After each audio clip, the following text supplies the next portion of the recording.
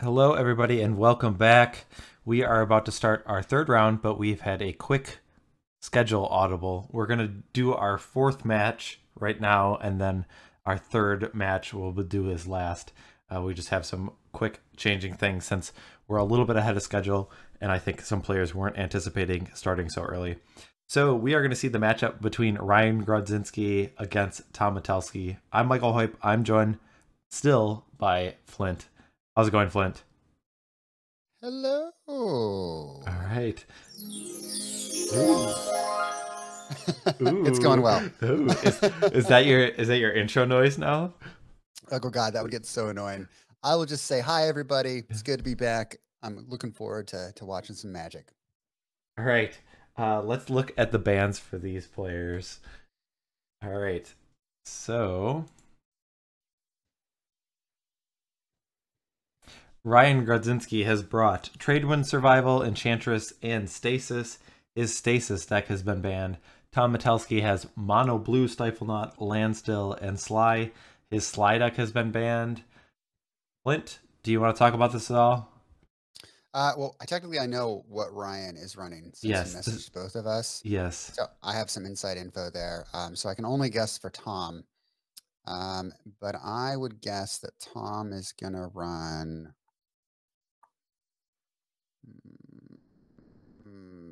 Mono Blue Stiflenaught. Okay. So the prediction has been made. All right, as we go to the decks.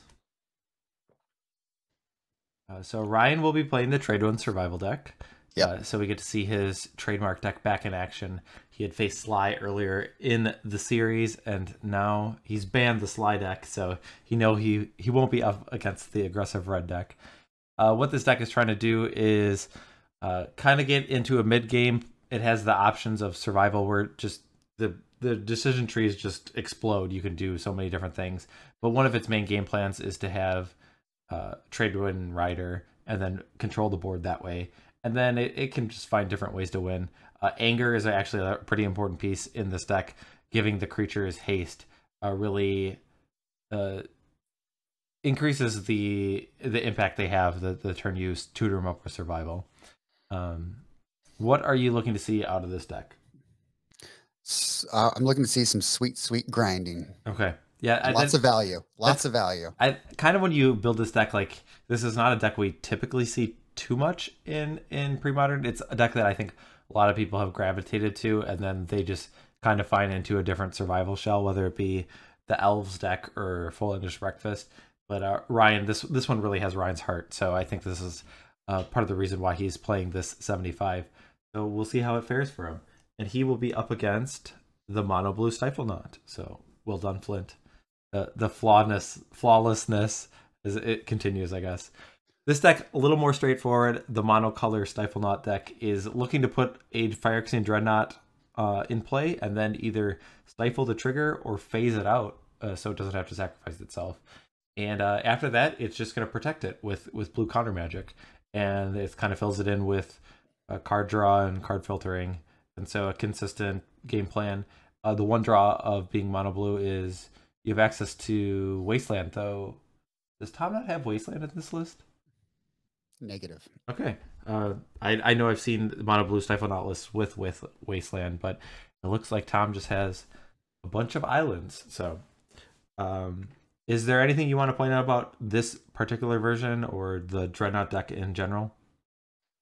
I think this version is really interesting because it has such a heavy control element to it, but it is pretty fragile in that you just have those dreadnoughts, and you can. I think we saw a situation where someone had to had to have their dreadnoughts answered, and it was really hard to make a comeback, so that they dirtled for quite a while. I mean, I kind of like the versions that splash colors. I'm particularly partial to the blue-black version because of the disruption and the limb duels vaults to find more answers. But Tom pilots this deck really well. It's really easy to protect a Dreadnought once it's resolved. And I'm excited to see if he can get underneath what Ryan's trying to do in this match. I guess we'll anticipate that there is a card called Gilded Drake in Ryan's deck list, and that will be able to switch the controller. So if Tom goes through all the work of putting a 12-12 into play, if Ryan has things go his way, he might say, here, you can have this 3-3 flyer. I'm going to take that 12-12 trampler. So interesting situation. So I'd like to comment on that if I may, and then we'll get started. Sure. So Ryan had messaged both of us about that when he had sent his ban in, because we were both in that message. And I love Ryan, and I didn't have the heart to tell him that Tom runs these cards called Stifle and Vision Charm. But if he gets to live the Gilded Drake dream and get his own Dreadnought, I think that'll be a pretty sweet experience for us as well as our viewers. I mean, he's got the consolation of just like bouncing with Trader and Rider, so. But still, those cards come into play, but then you just do it next turn, I guess. Right. All right, let's jump down to the match. If you want to let our players know, we can begin. We'll get started. We have Ryan on our left with the Trade-Wind Survival deck. Unfortunately, with the he's doing his best to make a frowny face. He's only got 5 cards to do it. So I don't know who's on the play. It might sting a little bit less if Ryan's on the draw, but either way, it's not something you're looking forward to. Okay, so Tom is on the play. He's going to lead it off with a Portent. He's targeting himself. Do you think he will see a Dreadnought in his future? I will say, if we're going that far in the future, yes, I think he will.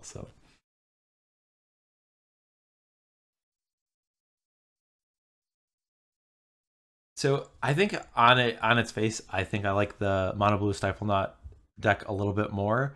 But I do think that Ryan has a lot of things going on that interact pretty favorably. Like we talked about the Gilded Drake and the Trade-Wind like Rider. Like if those cards are resolving, it's kind of problematic. Like a Trade-Wind Rider is a big deal if it's in play. Like Tom really has to change his game plan. Like he does not react very well to spells that have already resolved.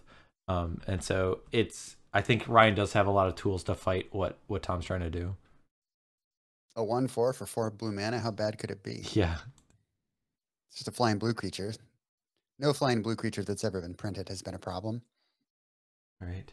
Ryan's revealed his tokens, the Antonino de Rosa, so cheering him on as he gets to stare at his friend. So the jig is up. Yes. What were the bans? Yes, Sly was banned out of Tom, and then in Stasis was banned for Ryan. So, yet Tom is, I think, ideally trying to win the game quickly before a card like Trade-Wind and Rider comes down. But I guess the backup is to kind of load up on cards like Stifle and whatnot to protect yourself against Trade-Wind Rider, or boomerang it back. I don't know how many copies exactly Tom has of that, but probably 1. But I mean, Tom's on that path. He has a Dreadnought that has been Vision Charmed. So I'll pull up Tom's deck list here just to double check. I think it's 1. Yeah, 1 boomerang. All right, Ryan is going to further develop his mana. He's got a Birds of Paradise. He added a Wall of Roots. He has a Gaia's Cradle. So that could produce a bunch of mana, but then he's also added a Survival, and he does have the Wall of Roots that will allow him to survival on this turn and then potentially Tom's turn. Though he's still looking at taking 12 to the face if this Dreadnought's coming at him. Casual 12 to the face. Yeah.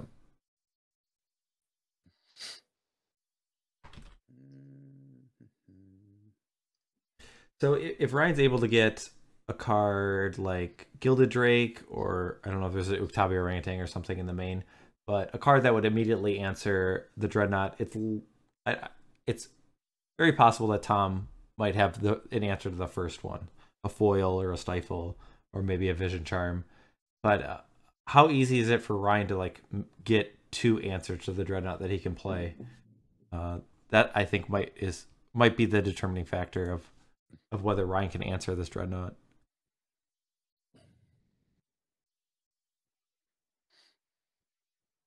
It looks like the options that Ryan went with, he discarded an Anger to get a Squee.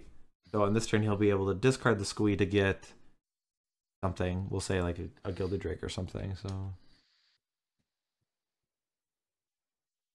as Ryan's life total dips to 8 thanks to the 12-12 coming in.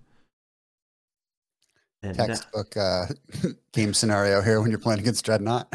yeah, I mean, the interesting thing is with the well, here we see a gush. So Tom's gonna pick up his mana. He's gonna float the 2 blue before he casts it. Does this indicate it? I guess it doesn't really change that much. I mean, like it just means that he doesn't have like 2 mana up on his opponent's turn, which like a card like foil is or daze are cards that still can counter even when you don't have when you only have like 1 land in play or something. Important is so opt and then important were the cards. I didn't see if he topped or bottom. Did you see? No, I didn't see. Okay. So this portent is going to he's gonna reconsider and figure out whether he wants to use 3 cards or looks for a shuffle. Looks like he's gonna shuffle. And then I have to assume that Tom's gonna pass a turn. So now it really comes down to Ryan whether he has, well, obviously he has an answer. He has the ability to go get a card like Gilded Drake, and he can cast it thanks to Birds of Paradise. It's the question of whether it's going to be effective because of...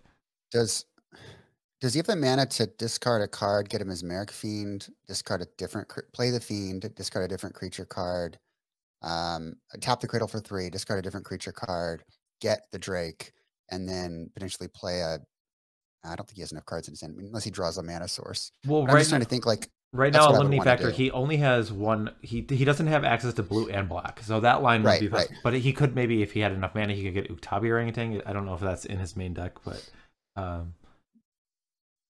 it like Mesmeric Fiend would. I don't think it's main. Okay, so Mesmeric Fiend would be a card that he could try and like fight the. No, there's one. There's one in the main. Sorry, there's one in the main. It's hiding down in the lands in the list. All right. All right, he's getting Gilded Drake. So there we see it. So I think I like the Fiend Uktabi line better here. Yeah, I mean so does he still like it? Yeah, he could do it. He puts it. Okay. He puts a counter on the wall to discard whatever card to like his squeed to get his orangutan. Okay. Or get his Mesmeric Fiend. Then he taps the bird in the forest for the Fiend. And then he has the Fiend. Then he has 3 creatures to tap for the orangutan. Yeah, I do think that is probably and even with the Yavimikos, then you have something that plays around days as well. Because here, yeah, you only have 1 option, so I do think that line would have been a little bit more optimal. We'll see if this Gilded Drake can resolve. Tom is pausing, which is good. Okay, there's a stifle. All right, the pause threw me off a little. So,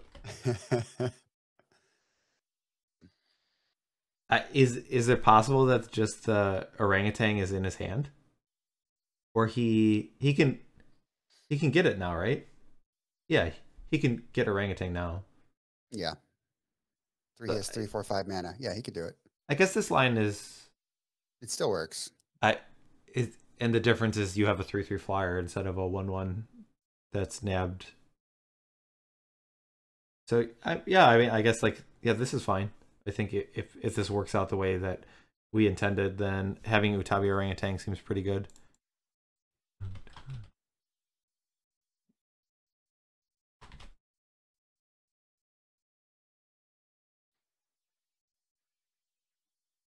I mean, Tom's gonna have plenty of cards in his hand, right?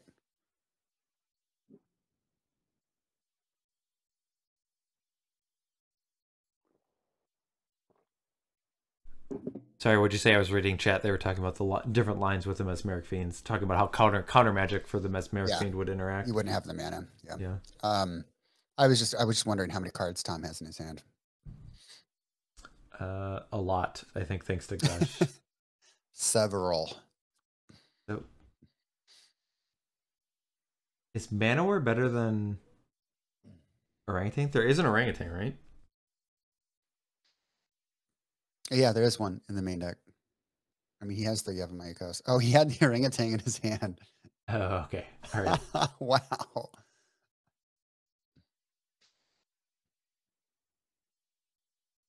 So is there any mana floating that there's the option for days? 1, 2, 3. 4, 5. I think there is. I don't either has a mana floating or he hasn't put a counter on Wall of Roots this turn. Is my read here, but I could be Okay. wrong. Chat, feel free to chime in. I think he hasn't put a counter on Wall of Roots because he used it on his turn and then on Tom's turn. 1, 2, 3, 4, 5. Yeah. Okay. There is a Thanks, PK. foil. So if this gets foiled, then I mean I'm just counting toughness. It's 6. So he can well then he can double block, right? Take 6, go down to 2, and then have the ability to cast Mana War, right? Mm-hmm. All right. It looks like that's what Ryan's doing.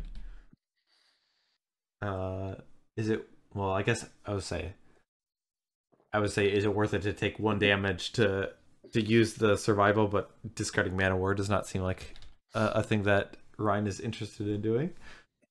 I think that's pretty pivotal in how he's going to win this game. He's going to get that sweet squee back anyway. Well, yeah. So, yeah. He's going to attack with the bird, right? Yeah. He was thinking about it, right? Yeah, I could tell. Yeah, I guess I'm trying to think why he would. You just use the birds for blue. I don't think you need it for different colors. So Mana War on the stack. He's got access to 1. There's an impulse, so Tom does not have an answer directly. He pretty much needs a foil because he can pay for days. Unless he has 2 dazes.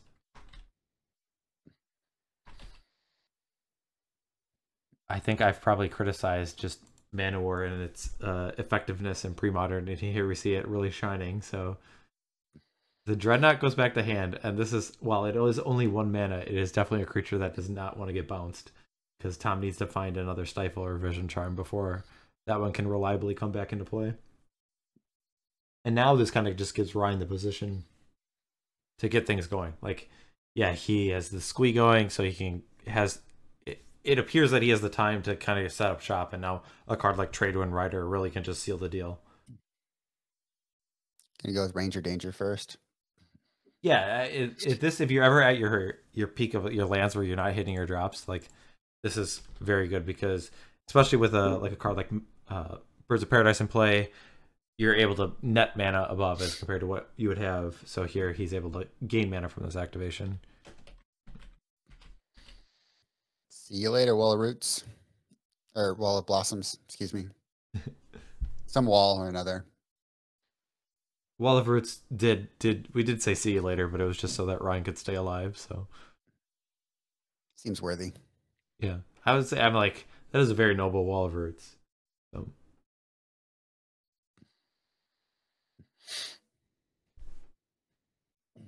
So Tom needs double Dreadnought or Ryan just wins. I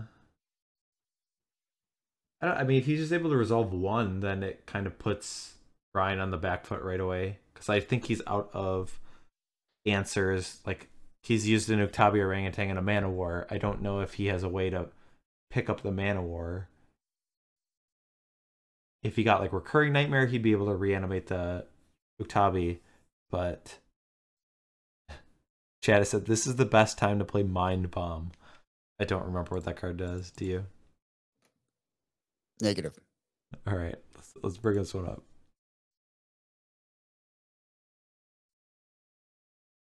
Deals 3 damage to each player. Each player may choose and discard up to 3 cards to prevent that amount of damage. I guess if there's ever a time to cast Mind Bomb, maybe this is it. Well, I guess as I'm looking up Mind Bomb, Tom has cast a Dreadnought and phased it out. So we are at that point where Tom has presented a threat again. The amount of toughness that Ryan has is not a lot. 1, 2, 3, 4, 5. And there is no like easy answer anymore, right? Let me look at the list. No, but I don't think so. How much damage does a deranged hermit soak up? So it'd be 8 from the 8, tokens 9. and 9. I mean, that does a pretty good job of blocking for one turn. So that doesn't really solve the situation. Can we just take a moment to comment on how weird Mind Bomb is? It just doesn't fit into blue at all. Like, Yeah. neither of its abilities are blue abilities. That is so bizarre. Yeah, I'm looking at Ryan's list to figure out if there's, because Bone Shredder is non-artifact.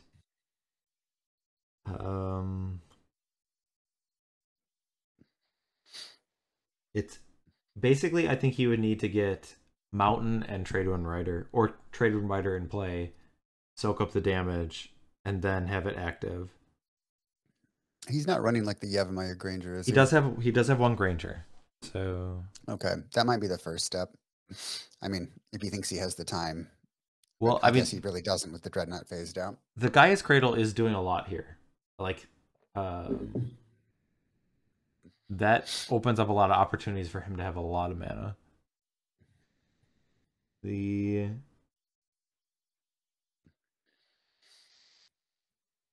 Yeah, I'm trying to think. So he's tapping the cradle here before, so we'll get to see our Antonino DeRosa tokens. He'll do his best squirrel impression.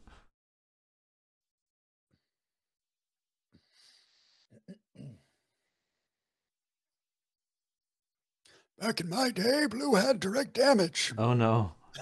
The stifle is there for the trigger to put the squirrels into play. I spoke too soon for Antonino to come into play, so cruel. I mean, at this point, I mean, Ryan has access to a little bit of mana because he has 2 birds and a Quirion Ranger, so there's 1, 2, 3, 4 mana he has access to. But nope, I don't think there is anything that Ryan could do in that spot. And we saw like a lot of back and forth in that game. I mean, like Tom presented a very early Dreadnought, and Ryan not only presented Uktabi Orangutan, but then a Gilded Drake, and then a Mana War, and then Tom was able to redeploy the Dreadnought and then able to protect it too. So, well, protect it in the sense of have a stifle for the deranged hermit. So yeah, definitely a lot of action in the. I feel like compressed in a few amount of turns. So for sure. All right, so fascinating. Just because the cards that enable the Dreadnought will also protect it in a lot of ways. Mm-hmm. Yeah, it does a very good job of like when you draw the duplicates that it doesn't feel as bad. All right, let's look at the Trade Wind Survival deck. Its sideboard, there is a Xantid Swarm, a Spore Frog, a Mesmeric Fiend, Withered Wretch, 3 copies of Naturalize. Those ones catch my eye. Gorilla Shaman, that one gets rid of non-creature artifacts, not as appealing. Another Uktabi Orangutan, I can see that coming in. All of the Claw, Dodecapod coming in for the Mind Bomb. I don't know which player is casting Mind Bomb. I don't know, so, but, maybe they both are. Yeah, Flint and Kavu, Radiant Dragoons, and Genesis. So Naturalize and Utabi Orangutan definitely catch my eye. I could see. I mean, Mesmeric Fiend isn't actually terrible because at least like Tom like doesn't do a very good job of like killing your Birds of Paradise. So you having access to black mana is a little bit more consistent. And Spore Frog, not the worst. I mean, I think if you're bringing in Spore Frog, you're probably bringing in Genesis. And that also, like, having Genesis would be like, oh, if my Uktabi Orangutan or my Gilded Drake gets countered, then I have the ability to bring it back. What cards are not pulling their weight? I mean, I think Monk Idealist. Monk Realists. Or Realist, excuse me. The one that destroys. There's enchantments. Yeah, that one seems less powerful than the Idealist. I can see a world where you'd want the Idealist. Bone Shredder. Yeah. Bone Shredder is right out. Yeah. I don't think we need that one. I think Mastercore, like, I guess, I mean, like, it doesn't line up very well. And, like, yeah, I think Mastercore comes out. I mean, the only good advantage is, like, it is a way to clock your opponent. But I don't think it's something I'm interested in. I'm going to look at his Texas. I mean, like, I can see, like, Sharpshooter coming out. Seedboard Mute. Spike Feeder also gaining 2-4 life against the 12/12 is not as good. I don't know if Deranged Hermit comes out. It it is one of your quicker clocks. Like in certain spots, like you just being able to deal 8 damage out of nowhere. I think Deranged Hermit pulls its weight in that aspect. And in the situation that we saw, like it putting 9 toughness into play from one card. Well, granted, it does take like 5 or 6 mana. Has a lot of merit. So I think I would leave the Deranged Hermit in. Let's take a look at the Mono Blue Stifle Knot list. So is Annul a card you're interested in bringing in? Are you going to fight the survival from coming down? Well, these Dreadnought lists are always so tight. I think I might even just start with what cards are bad, right? Okay. Like, he's going to be on the draw in this match. Does he take out Days? Does he take out Days and bring in his Annuls? I can see bringing out Days. I think Ryan's deck is pretty good at playing around a card like Days, and especially like with survival. A lot of times you'll cast it with extra mana, and sure, you might not be able to activate it if they end up dazing, but you have the mana to pay. So yeah, I can see the Dazes coming out. Cursed Totem also looks pretty good. Cursed Totem has a lot of value. There's a lot of the cards in like the engine kind of cards that for Ryan. I see that one. I think I like that more than Annul. Probably the best card in the sideboard for sure. Yeah. I mean, do you think you need an extra Boomerang? Is that a card that you're interested? Because really nothing else. Like Winter Orb and Null Rods, like not interested in those. And obviously Hydroblast is not a card I want. Right. I can see bringing in a Boomerang as well.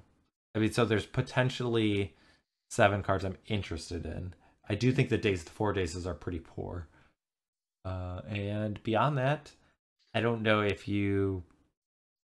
Yeah, this is kind of where it's like everything feels like so lean in this deck. It seems difficult to sideboard too much.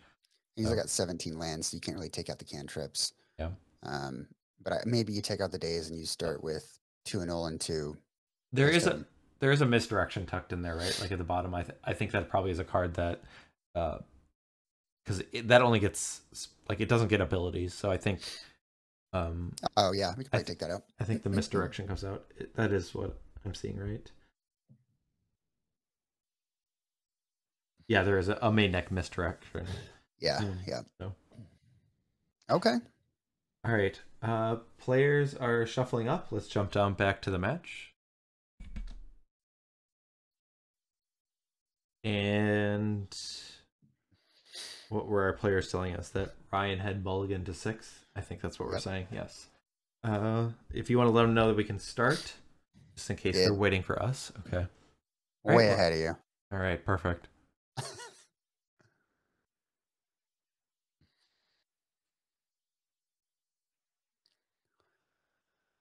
All right. Forest and Birds. That's a ideal start as long as there's not like a Cursed Totem.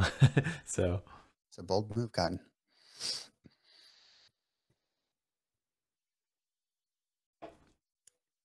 And Tom just has an island. I think that's not atypical. I think really the only thing he wants to cast on his first turn is Portent on his main phase. He still has Opt as an option. It's a pretty island though. It's one that I'm fond of. I can say that much. Thought you might like that.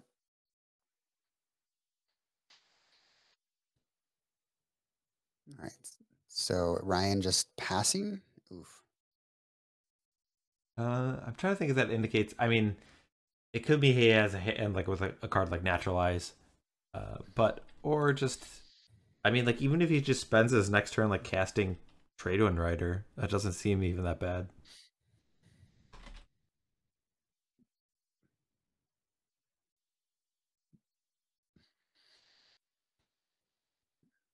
Tom is going to Portent on his next turn, targeting himself. We're not at the point where he's targeting his opponents yet.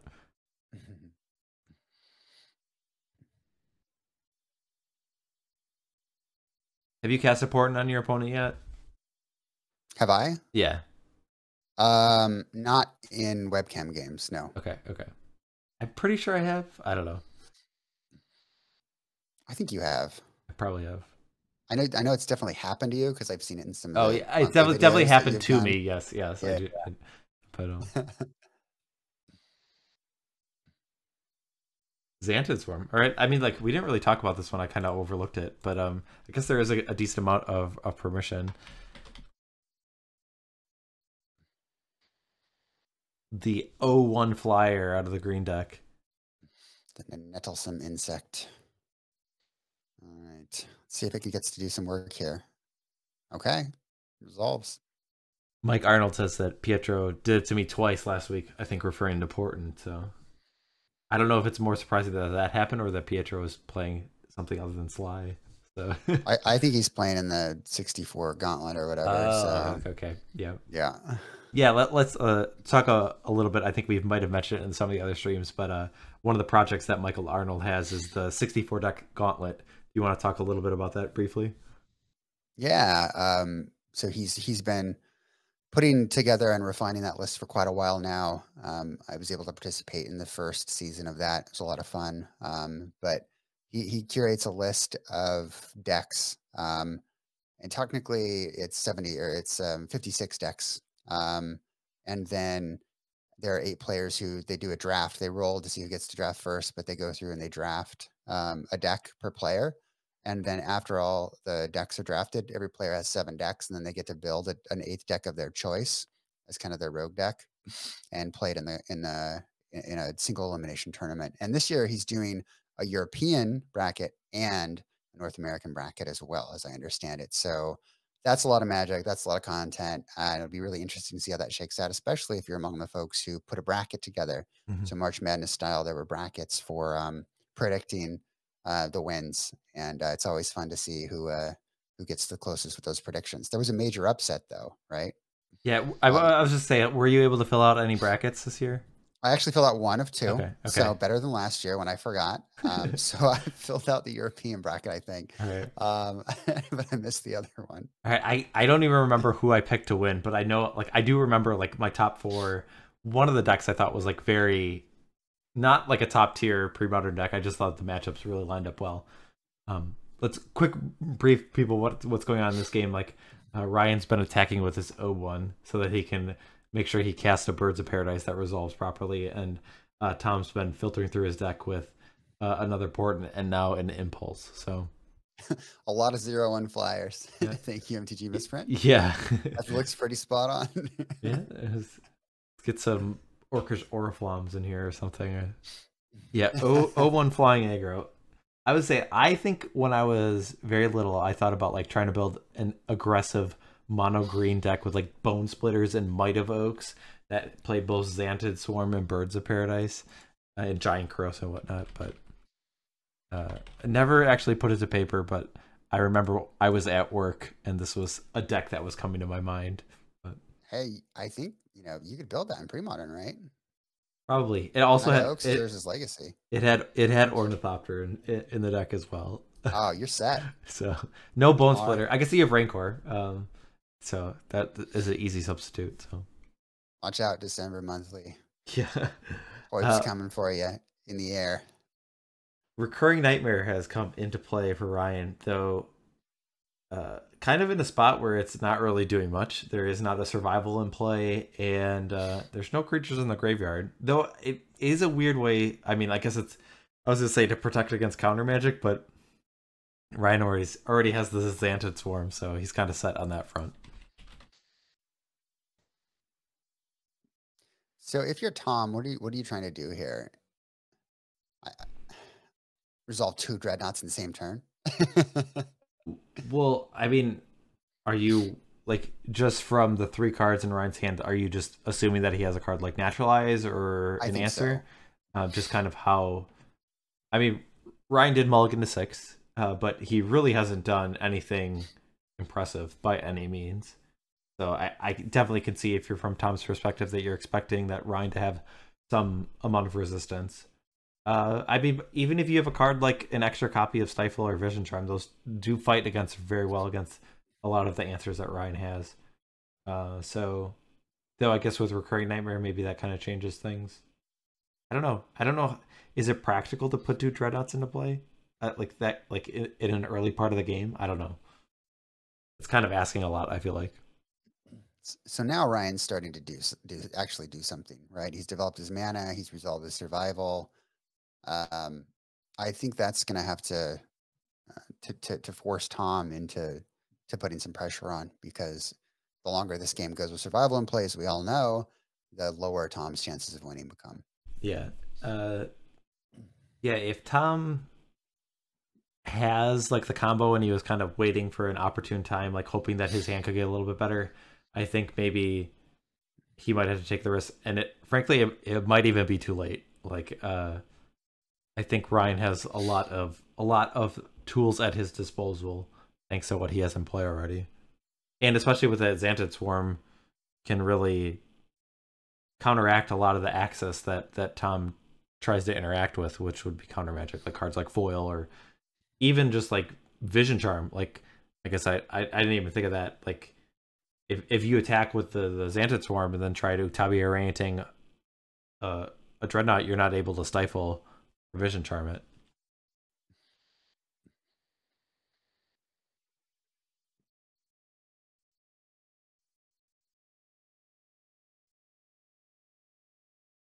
Yeah, the innocent little 0/1 flyer in the form of Xantid Swarm, not Birds of Paradise in this case, has really been changing the dynamic, I think, from what Tom had needs to do. I know those birds look cute and innocent, but they've been enabling a lot of shenanigans on that side of the table. I mean, I think the public knows that a Birds of Paradise is a threat. That's why we bolt the bird. But That's the right. Xantid Swarm people might be a little less familiar with, and I think it's really shining. I think in this game.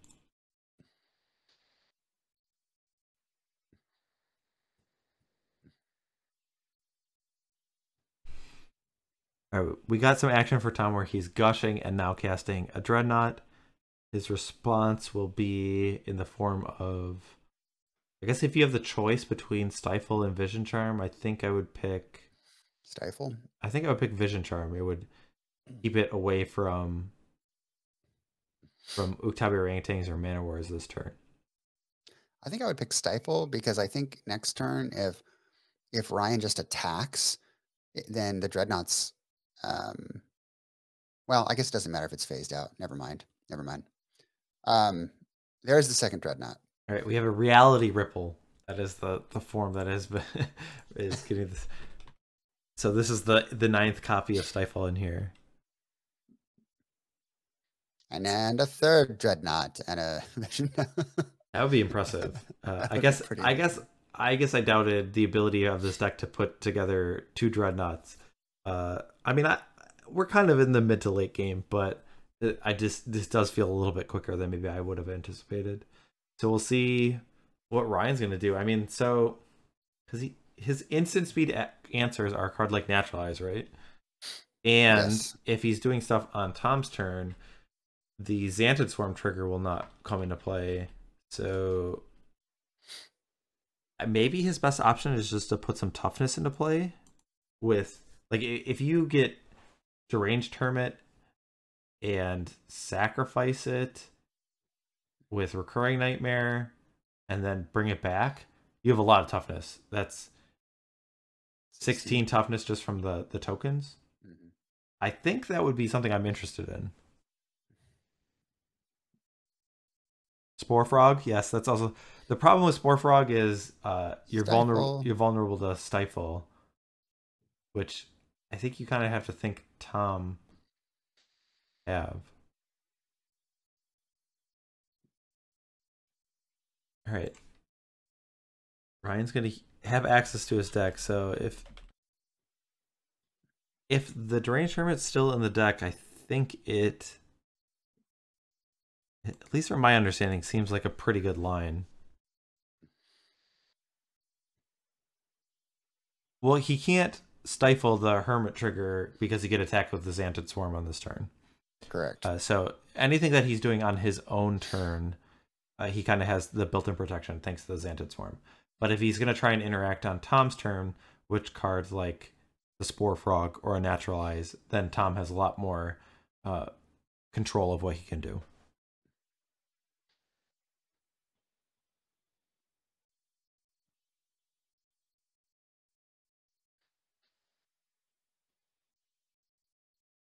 Can you hear early snoring in the background? No. Okay. I mean, you've got a good microphone, but it's It's not that sensitive. I get to see his cute little face. I think it's cut out for everyone else. But Yeah, once we get into big pause. the general chat, then we get to see him hanging out, passed out on the bed. So now I'm going to be distracted. I won't even be watching the match. All right, looks like we're starting with a Kyrian Ranger. That where we're at. We've discarded a Squee and an Anger's been discarded. Anger. Are we just gonna try and kill Tom on this turn? Is there any? How many? Okay, there's a counter spell. I would say how many recurring nightmares and deranged hermits would need to happen for that to be lethal? Why hasn't Swarm attacked? I do Because he wants to go for the kill. yeah, I would say if Ryan is thinking that the combat step is important of like trying to end the game this turn, then maybe that was his line. Looks like now he's going to pivot and he's going to discard a Tradewind Rider. He's running out of mana. Yeah, that's true. Unless he's got a Ice Cradle hanging out there, but I think he's only got one copy of those.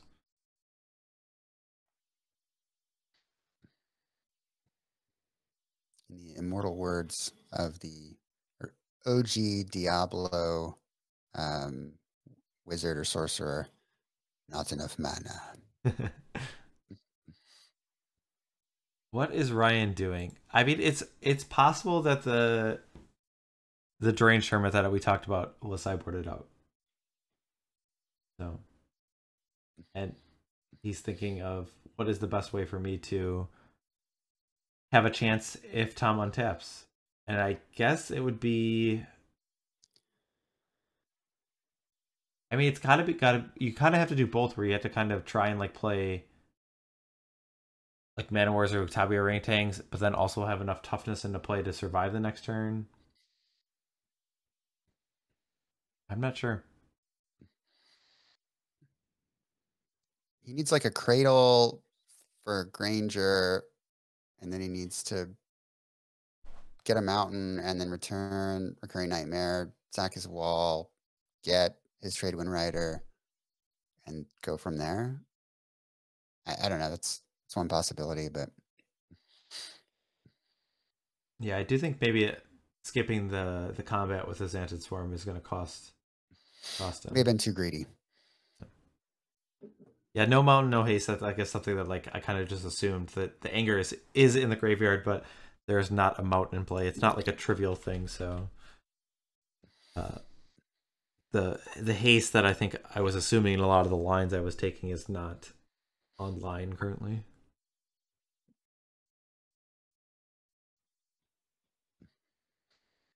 Yeah, so Ryan's in a tough spot here. Like, I mean, like, what is the best thing he can do from this position?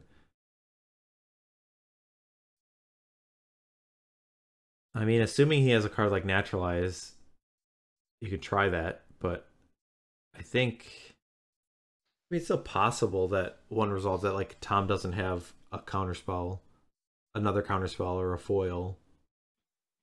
But yeah, I don't know.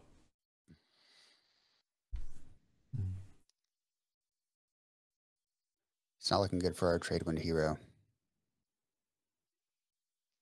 He's still doing math, though. He's still doing math. He's thinking. I mean, the Wall of Blossoms plus a blocker would just put him at 1, but the problem is like his ability to answer two Dreadnoughts in one turn seems difficult. Is that the Granger? Right. There's the Granger. Yeah, I think attacking and then going for this line would probably have been the better option, just to securely get a Tradewind into play.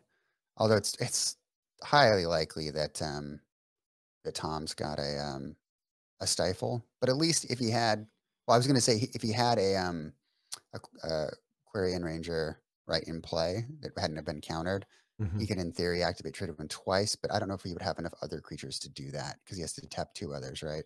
Well, he'd be able to use Kyrian Ranger on his turn and then also his opponent's turn. So yeah, I think he would. And then also you kind of have to assume like Yeah, you have to assume Tom has some form of resistance in terms of stifles or vision charms, but that game plan still like kind of, if you're able to survive the turn just from blocking, then you're able to untap, and like Tom's defense is limited. Like obviously he only has 3 cards in hand. Like he's not gonna be able to protect forever against what you're doing. And if you're able to untap with a Kyrian Dryad and a Tradewind Rider, then you're probably in a pretty good position.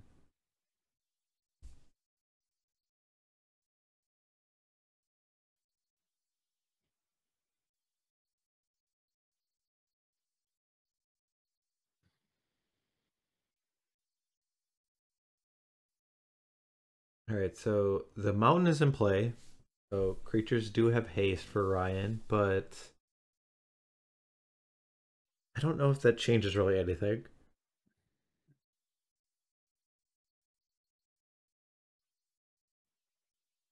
I guess we haven't been talking about Recurring Nightmare, but where did that go? When was that used? He sacked the swarm and put the Quarian Ranger into play. Oh, okay, 'cause that one was countered on the earlier on this turn. Okay. Ooh, how would you be feeling if you were a Quarian Ranger or Yavimaya Granger, staring down the face of 2 giant Phyrexian dreadnoughts? I'd feel a little bit better if I had a Kieran Ranger because I think I might stay in play. If I'm a Yavimaya Ranger, I know I'm definitely gonna get me and that Wall of Blossom.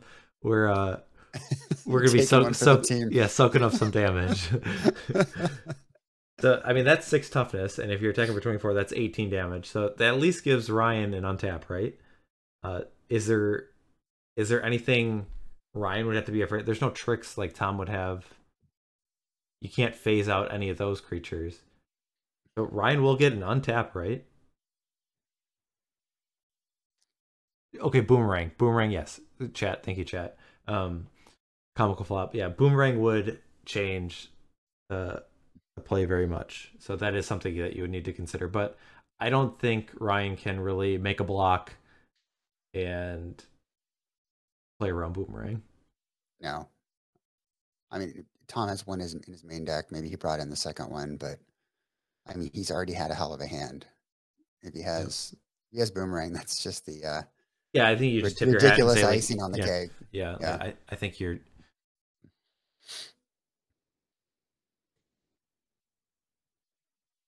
Yeah, I'm sure Tom Hand is very good, but like we don't. I don't know how many exactly boomerangs are in the list. He would have to bring in the other one to have multiple copies, or Yeah, and one in so the main, one in the yeah. sideboard. So and like if you're blocking with all your creatures, like I don't know how you're necessarily winning that game anyways. So right, Ryan's gonna fall to 2. He makes the block that we talked about, but now he has. Oh, All right, I was gonna say now he's got. Oh, maybe not, but I mean, I guess it shuts down. Yeah, his mana, which is a big deal. Can we do anything in the spot in response to this curse totem?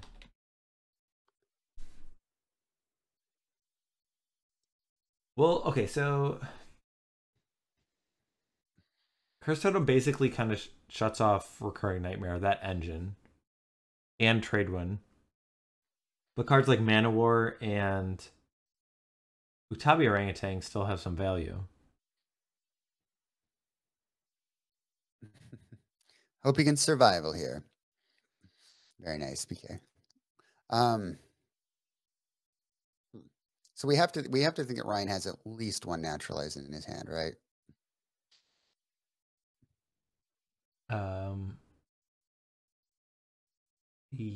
Well, I think you would have used it at the end of the turn, wouldn't you have? Like with the when the I don't think he had a lot of mana left, did he? well, he had a Kieran I Ranger mean, and a he had a ranger, birds. so he could have. Maybe he's trying to play around a days.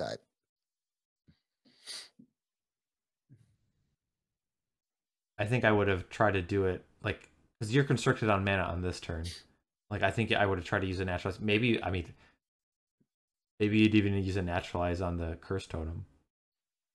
Um, but yeah, from this spot, I mean Utabi Orangutan seems good and Mana War, but like I don't think you have enough to deploy both of them, and certainly not if you have to find them.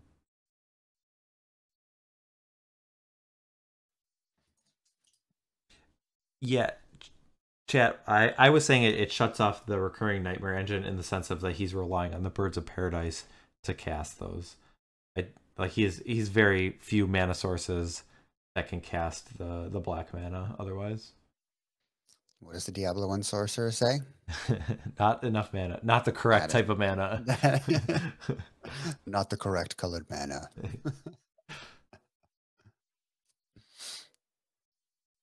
Boom. Okay, we got an Octavia orangutan. Is this taking out a dreadnought?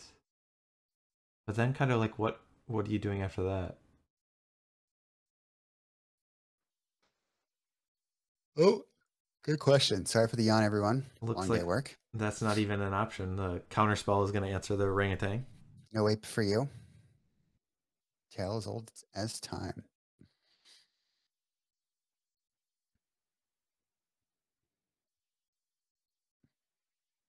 All right, that's all she wrote. Well, a very interesting game. I would. That was a fun one to analyze. I mean, like there were a lot of decisions. Obviously, anytime you have survival, I think Ryan could have made some different plays and put himself in a better position. I don't know if the result would have changed necessarily, but let's jump down to the players and see what their insight has. Dreadnoughts, and then you still had totem, so and I didn't have 2 blue sources. So the plan was, I mean, hopefully you just were sitting on not as much and then able to get Birds of Paradise and Quarian Ranger going back again. Right. Yeah, I needed to. I had to wait I had to wait till I could gush when I had 2 dreadnoughts and the reality ripple. So I had to wait till I basically found like a vision charm vision charm over stifle, but I needed 2 pieces to like have 2. I figured you had like 2 or 3 pieces that like interact. Yeah. Actually, gonna mute them. Can you hear us? Yes. Okay, I do have a question for you right away, Tom.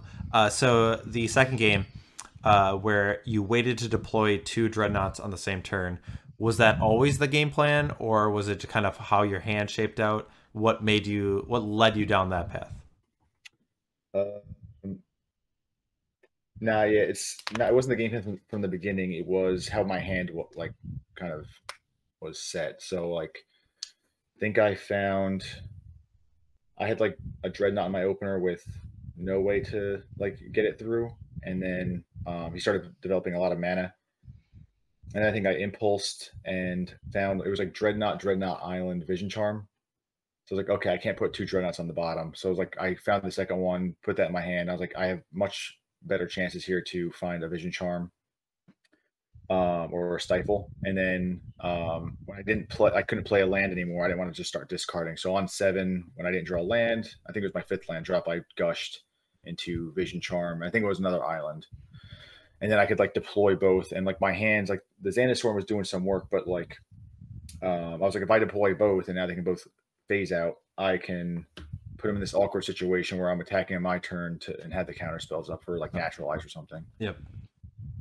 Ryan, there was a turn where you seemed pretty consistent about attacking with the Xandid Swarm, and then I think a critical turn. Like, was there ever a line where was there a reason you didn't attack, or was it just something that you forgot, like that you did all the actions before the No, that's an excellent example of just trying to think ahead what your plays are and forget what step 1 is. Okay. And then I kind of put myself in a position where I was mentally like spiraling and trying to stop myself from that. That's why it probably took me way too long on that turn to try to then refigure out exactly what my line was going to be. That definitely 100% cost me the game on that one, and I feel like I owe everybody an apology because that's not how the deck or the matchup's supposed to. Well, not necessarily the matchup. Tom played absolutely perfect from everything that I saw, and that I feel like that game should have gone differently. Mhm. But I mean, it's just a great example of how you get so wrapped into all your different lines sometimes, and that happens. So I didn't necessarily deal with it very well that time. So Yeah, it's tough, and I mean, like, it is a deck that, like, anytime you're playing survival, things like that are going to happen. Like, if you're like, no matter how experienced you are, like the decision tree with a survival in play are just like near infinite, and so there's a lot of things to focus on, and like you not, can't. Yeah, the problem is like everything's so tight. yeah. The lines are so tight and the margins are so tight with most of your matchups. You're gonna win so many of your games at like 1 or 2 life. Most all your games you're gonna win at 1 or 2 life. It feels like, and you just can't make mistakes like that. And I definitely did that time. So. Mhm. Now we discussed a little bit like the complexities. Like there's like one turn specifically, probably a minimum of 15 decisions and different ways you can go. So definitely not. It's like I feel for with survival, it's very like I feel like it's difficult. Probably even more difficult on paper when you don't have like the deck list like available or something. Because I kept like referring back to his on game one, like what do I lose to? Sure. Which we like talked about a little bit, but yeah, Ryan played good. I mean, like the Xaniswarm play was nice. It like kind of held me at bay for a while. But then it got to the point where I had to double, and you had to just basically surrender it at that point, right? It was like your worst card. It was like your best card, and then turned into your worst card. What was my worst card when I forgot to attack with it and ran a creature right into a counter spell? Oh, wait, the querying. Wait, well, I wasn't sure. Was that the querying ranger one? Yeah. Yeah, I wasn't sure if. I mean, that seemed like it was going to be important. Querying ranger like kind of makes everything like tick a little. No, I get active riders on board at that point. So yeah, that makes sense. But I wasn't sure if you were trying to like do it all that turn and then like get into an attack. I wasn't sure if you were holding a cradle or not either. Right? Did you have the mountain? Oh no, you didn't have the mountain yet. Not yet. So. No, you didn't. Okay. So that would have just stopped you from getting the Quarian Ranger into play then, right? Or got it into play. What's that? Like, so if you did attack there, you would have got Quarian Ranger. Was there anything else you could have really done that turn? Was there one more thing you would have done? It's that gets a. I think I'm able to on that turn because then I don't have to utilize even more mana between the recurring nightmare and survival. I think I'm able to actually I have Tradewind in yard. I'm pretty sure I'm able to cast. You have my Ranger, cast it, get the mountain, and then get active Tradewind Rider in play that turn, which is the line that I was doing. I just forgot about step one and got kicked in the teeth for it, rightfully so. We've all been there, even on camera. All too often on camera. Sorry, guys. No, I mean, it was a fun game to try and analyze and figure things out. Even the first game, we were talking about like what is the best sequence of trying to play around one interaction piece, and I think our initial line was involved a Mesmeric Fiend and then Uktabi Orangutan. But I think that line lost to if Tom just counters the Mesmeric Fiend. I don't think you had enough mana with the Gaia's Cradle to play the Orangutan. So, yeah, a lot of things can change, and there's a lot of decisions anytime there's a survival in play. Ryan chat wants to know if takesies backsies were requested. Never. No, it's like I want to play at the like if I make that mistake, I make that mistake. Like that's the game. So you'll remember it better if you don't get to take it back. That's true. That's true. Yeah, absolutely. Right. I mean, at that point, he shows me as counterspell. That's not, it's like, oh, as a blue and deck, I get to know a card in your hand, and I get to, now play correctly. Where I just made unfortunately. Yeah, I think it was more tongue in cheek, but the chat was curious. Yeah. Cool. Do we have anything else? Any other thoughts, comments? Great games. I haven't played this matchup, the mono blue version, very much at all. I really enjoyed it. I hope I look forward to playing more of it actually. And Tom played exceptionally well. So yeah, it seems like kind of if Tom doesn't find the right position, like the right timing to pounce, then like the long game Ryan, you have the powers or the tools to fight everything. Oh, 100%. Yeah. And so it's really interesting to try, like, when do you pick that spot to go for it is really, really interesting. So. Yep. All right. Yeah, I don't really have much to add. I think we answered the chat's question. So great games, guys. And Awesome. Great games. congrats, Thank Tom. you so much. So, Good games, Thanks, Ryan. Tom. Good games. Hi, gentlemen. all right, let's jump back to our schedule tonight. We did have a change in terms of our fourth match has been flipped to third. So we are going to be seeing Brian Menelakis up against Michael Flores. So we're going to get those players set up, and we should be back in a few minutes, I'm guessing. I think our players will be ready. And we'll be back with more pre-modern action for our PSS4. So don't go anywhere. We will be right back.